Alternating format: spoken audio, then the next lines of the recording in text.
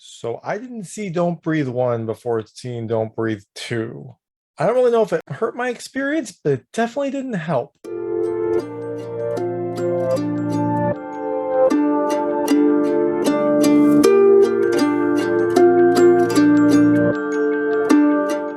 Hey everyone, this is David Stark from Watcher Pass, and I just got back from seeing Don't Breathe 2, which is in theaters right now on August 13th, 2021.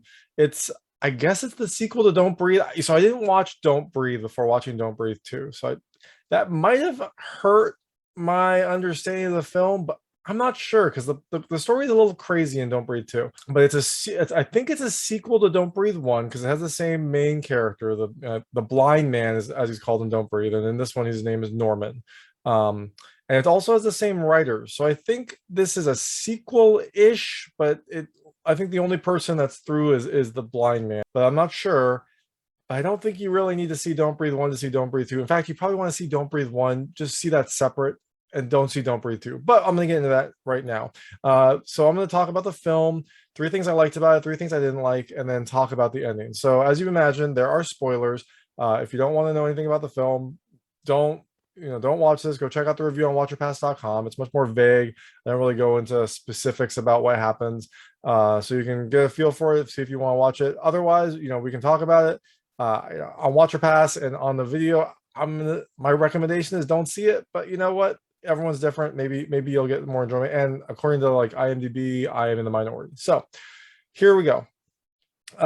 Don't Breathe 2 is, I guess, a sequel to Don't Breathe 1. It has the same blind guy. He's Norman in this movie, and I guess in Don't Breathe he was this blind guy.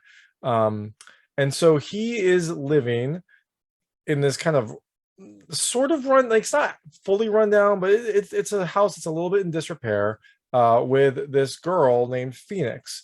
The movie starts with her kind of walking out of a burning building, and kind of collapsing, and then it fast forwards 9 years where she is now living with this blind man who is kind of training her to survive. He is clearly afraid of the world, and he's trying to impart that on his daughter, or this girl.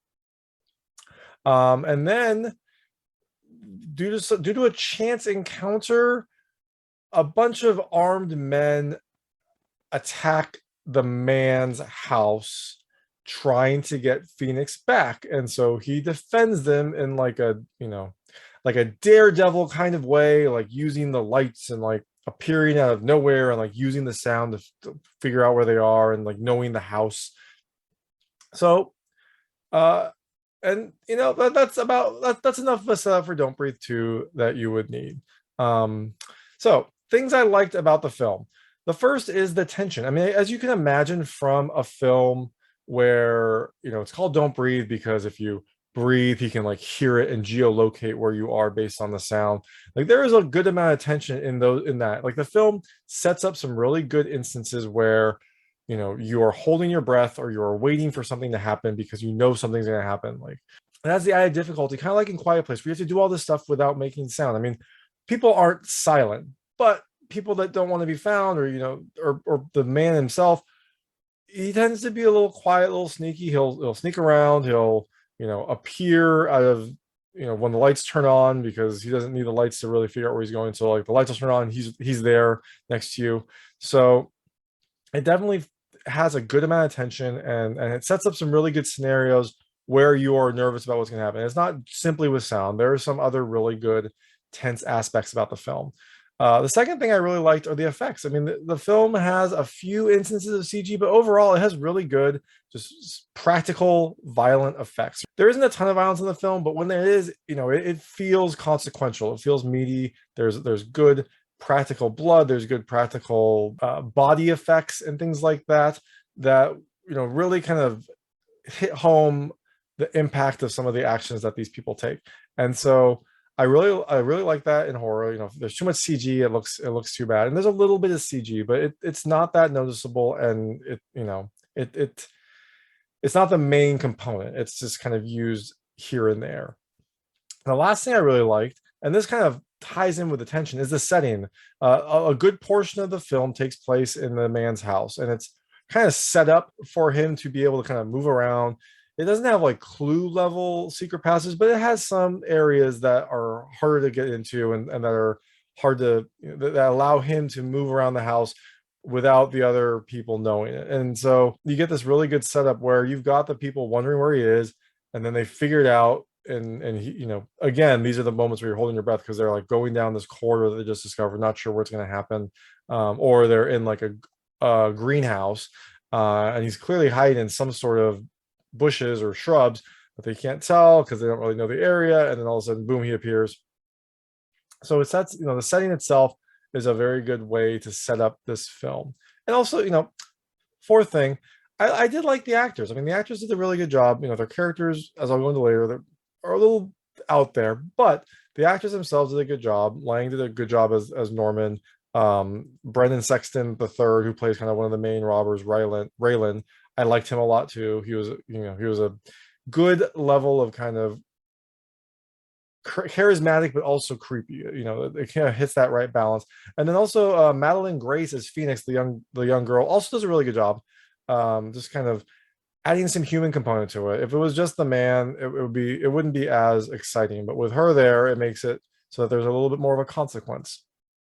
So things I didn't like. The first is the ridiculous story, and that'll get more. I'll get into that when I get into the ending. But needless to say, what could have been a simple setup and more of a like strangers play at night type scenario turns into something that is wholly different, and just kind of, it didn't sit with me. It didn't sit well with me. I didn't really, there's too many kind of coincidences and too many things that have to happen in order to make the story work, and it didn't work for me. So the second thing I didn't love, there's a lot of little touches, and some of this is in terms of Norman Lang, or sorry, Stephen. Some of these are in terms of Stephen Lang, who plays Norman, and some of the things that happen because you can see. And so this might be partially because I just watched Coda, which uses deaf actors to play the deaf characters, and so there's a perfect amount of authenticity there because they are deaf, so they react as a deaf person would. In this film, I think Stephen Lang does a really good job as Norman, and he does about as good a job as he could. But there's little instances here and there where he will kind of follow characters, and maybe they justify it by, oh, he can hear them, but it looks a little too good. And then also there were some instances where there was a light on for some reason, like he would be doing something and they had a light on, and maybe that was so that the audience could see, but it also felt wholly unnecessary. The big instances, he's kind of closing up a wound, I think on his hand, and he's using super glue, and he's in a garage, so he's somewhere where the light wouldn't have normally been on, and the light's on. And it just felt like something that shouldn't have happened for a blind person, because he doesn't need the light. And also there were some movement issues, and I know this is a horror film, so that sometimes people can move in strange ways in order to make the story work, but there were a few where like the Phoenix ran out of a room, turned off the light, and then you expect them to be able to see, but oh, she's not there, and turns out she's now hanging off of the banister of this stairway. But it's kind of unbelievable that you'd be able to turn off the light and get over the banister without being noticed when there's literally a person right there. Or there's some instances where the characters will kind of disappear, and it's because they were able to move quietly or quickly out of where they were hiding, but it seems a little too fast. Now it makes for an interesting horror movie, but again, these things, there's just a lot of little touches that, coupled with the ridiculous story, made my suspension of disbelief kind of go out the door. And the last thing I didn't love is the ending. That's partially because the ending is just so strange, and let's go into the ending. So again, now spoilers here. You're gonna find out about the film, but as I recommend, I don't know if the film is necessarily required watching, so maybe you don't care. But so it turns out, we find out when the robbers are kind of their rampage, they finally corner Norman and Phoenix in this room, and the main robber kind of, so we find out while the robbers are so we find out while the invaders are trying to get Phoenix and kill the man. We find out that the man is actually not Phoenix's father, and they finally capture Phoenix, and she has a distinctive white streak through her hair, kind of like Rogue. And the man says, you know, something along the lines of he pulls off his beanie and it reveals that he also has this little white streak in his hair. So the implication is that they're related in some way. At that moment, I wasn't sure if they were like father or daughter or if they were like brother sister. But we find out later that he is actually her father. The main invader, the main intruder, Raylan, is Phoenix's father. We also find out that the house that Phoenix was in, we also find out that at the beginning of the film, there's this house on fire. That was actually Raylan's house. He and his wife were meth cookers, and there was a meth fire in the basement that caused the house to burn up. And Phoenix escaped from the house as it was burning. That's why she kind of went out and collapsed. It was probably the chemicals or something. And Raylan was the one who was blamed for the fire, so he went to prison for a while. That's why he didn't come back to find her. That's why she was living with this man for that long. So they eventually kind of subdue Phoenix because she still has loyalty to the man. She doesn't want him killed. And the man runs back into the house. And Raylan and the other intruders try to light the house on fire.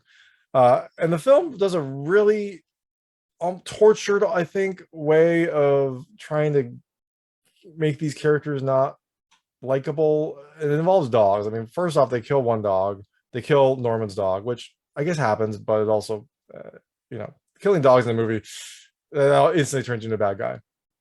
And then Raylan sends his dog into the house to get the man. The man eventually kind of captures the dog behind a mat, captures him in a room essentially where he can't escape. And as he's lighting the house on fire, one of the intruders is like, "Dude, your dog is in there." And he's like, "The dog's dead anyways." And he's like, "How do you know?" He's like, "Do you want to go in and find out?" And so they light the house on fire, presumably with the dog in the house. Again, they try really hard to make these characters not likable. Phoenix wakes up in this strange hotel motel thing with Raylan there, and that's when Raylan kind of says that she's his daughter, and he answers a few questions about Phoenix's past. Turns out her real name is Tara. Her mother's name was Josephine. But he's like, you're free to go. You're not a prisoner here. If you want to go, you can go. And so I think she's still a little overwhelmed. So she leaves. But as she's leaving, she hears someone singing a song that her mother used to sing to her. And so she turns around. There's this like sick lady in a wheelchair, and it's her mother. So it turns out, this is her family. Her family's here. So, Phoenix and her mother and Raylan, they all kind of catch up a little bit. And then we find out that Raylan, the Phoenix's mother, was the cook, the meth cook. And when the fire happened, there were a bunch of chemicals and they really injured her. She says, like, it hurt my heart. So I guess has heart problems because of the fire. And so she's dying. And so she needs a new heart. And wouldn't you know it, the doctors say that they need the heart from a child, or the doctors say that they need the heart from a direct relative, which is Phoenix, apparently. And so then she also realizes that that her drink was drugged and she passes out. So again, this film, the kind of leaps here are a little tough to follow. They're a little tough to digest. It also turns out that they have a doctor there who's like suspected of stealing organs from children, who's then going to perform the transplant to take Phoenix's heart in this grungy, grimy, rundown motel and transfer it into Josephine, her mother. And as the operation is about to start, the power goes out. Turns out the blind man and the dog survived, which I think we knew already, but for purposes of describing it, I'll say now, the blind man and the dog survived, and the blind man used the dog to go back to the hotel or motel. He told the dog to go home, and the dog was somehow able to go all the way home in the same night as they then, again, time, movement, not the best in this film, but the dog's able to figure out how to get home, apparently. So the lights are out, the power's out. So Raylan sends one person down to figure out what happened, and the blind man Norman dispatches that person. And I think there's a yell or a gunshot. So Raylan sends more people down. And in this instance, this is where kind of some of his like supernatural daredevil type ridiculous powers happen. So the men come down and into the and they're in he's in like a room that has like full of still water. And he's laying down in there. And as the bad guys approach him, they're like footsteps touch the water, causing ripples, and then he feels the ripples in his fingers, and he like sits up and shoots 3 people with his gun, which again that was a little bit much for me. I mean, I don't know. I guess I don't know what it's like to be blind, so I don't know how enhanced your senses get. I assume they get better just because you're paying more attention to them. But being able to kind of like locate the people based on the ripples in the water and then shoot them with 3 shots before they can open fire on you, that felt a little extreme. Anyways, so the Raylan and Josephine and the doctor hear this and they're like, okay, we're packing up, we're getting out of here. And so they start to leave. And they're going out the hotel, they go into this like swimming pool room, and the doctor is like, I'm out anyways, and he like runs forward, and you hear like him get cut and he dies, but he's like 10 feet in front of them, so presumably they could also see, but apparently they don't. Like they just hear it, and then the blind man, or then Norman also sets off some smoke bombs, which causes like the room to fill with smoke. And so Raylan is trying to find him. He's like slashing, but Norman, it's in the smoke, so Raylan can't see, and so he's like slashing Raylan, here and there. And eventually Raylan thinks he hears him and fires in that direction. But he hits Josephine, and she kind of he leaves the mist and sees her like with a bullet hole, like bleeding out. And then he gets upset, and him and the man fight some more. And eventually the Norman says, now you're gonna see what I see, and he like uses his fingers to poke out Raylan's eyes, and a pretty bloody scene. Josephine is shot, she's bleeding out, and eventually she kind of slumps over in her wheelchair and starts going towards the pool, which wouldn't be a big deal, except Phoenix is handcuffed to Josephine because they don't want her to leave because they need her heart. So Phoenix is dragged along with Josephine. Phoenix grabs onto like a pipe or something and like holds onto it with her legs. And Josephine goes over, and her wheelchair falls down, and now Josephine is hanging by the handcuffs attached to Phoenix's hand. Phoenix grabs a machete and starts hacking at Josephine's hand to try to detach her so she doesn't fall. And she almost gets through, and then she falls anyways, which I thought was a little strange. Like either she succeeds or she doesn't, but they like make a point of her hacking almost all the way through, and then she falls down.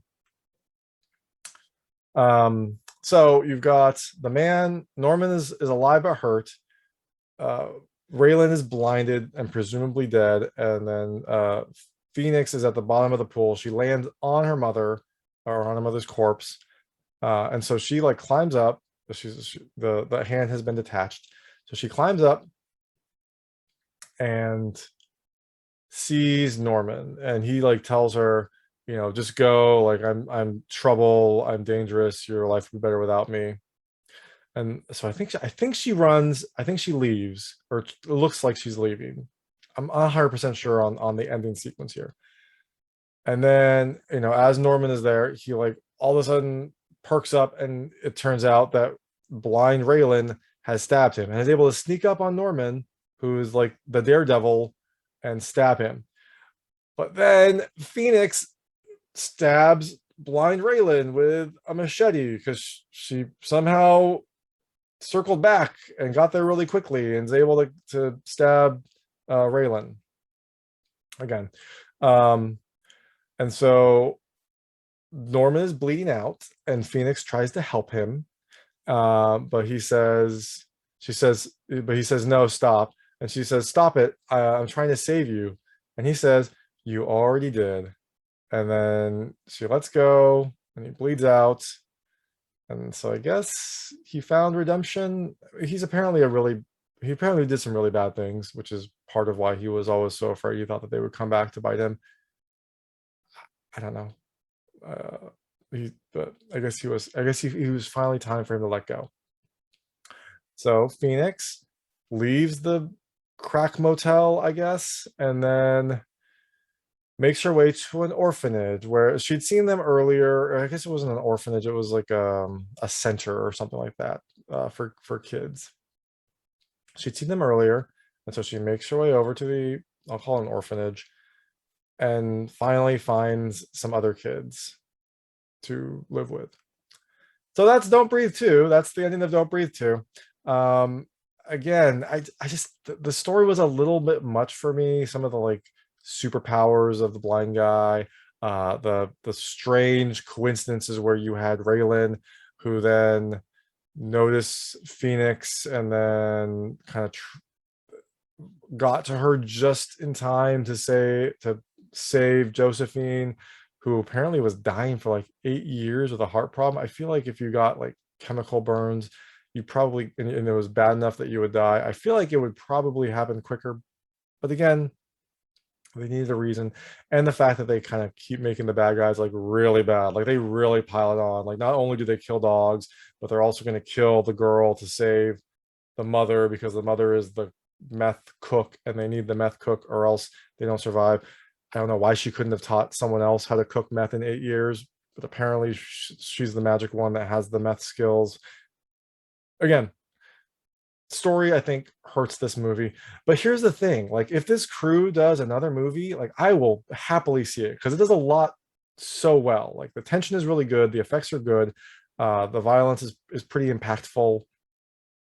So I think it has enjoyable aspects. It's just the story itself just was a little bit much for me. So I wouldn't watch it. I already saw it, but if it was me and I was picking my movies, I would probably see something else. But that's Don't Breathe 2. If you liked this review, please like and subscribe to this channel. It helps me out a lot. Make sure all my new content goes straight to you. Thank you.